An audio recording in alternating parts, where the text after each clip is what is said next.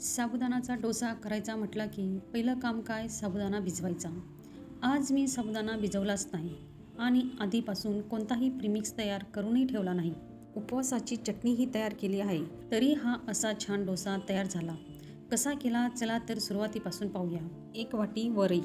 वरईला काही भागामध्ये भगर म्हणतात. तुमच्याकडे काय म्हणतात ते कमेंट करून नक्की सांगा. वरई 1 वाटी, साबुदाणा अर्धी वाटी. हे परफेक्ट प्रमाण आहे. जास्त भाजायचे नाही, फक्त हलकंसं भाजून घ्यायचे आहे. आता हे पूर्णपणे थंड होऊ देते. तोपर्यंत चटणी तयार करून घेते.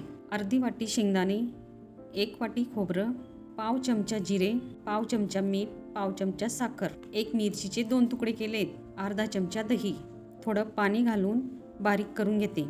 बघा किती साध्या साहित्यामध्ये छान चटणी तयार झाली आहे. हे मिश्रण पूर्णपणे थंड झाले.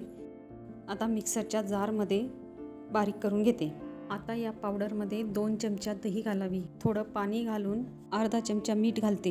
हे सगळं पुन्हा एकदा मिक्सरमध्ये फिरून घेते. आता हे डोश्याचे पीठ तयार झाले. पीठ खूप घट्टही नको आणि खूप पातळही नको. डोसा सहज पसरवता येईल अशी कन्सिस्टन्सी हवी. तव्याला तूप लावून घेते. तेल लावले तरी चालेल. गॅस मध्यम आचेवरच ठेवायचा. पहिला डोसा छोटा करून बघते. मी पण पहिल्याच वेळेस ही पद्धत करून पाहत आहे. उपवासाच्या दिवशी अचानक डोसा करायची इच्छा झाली किंवा सकाळी नाश्त्यासाठीही करू शकतात.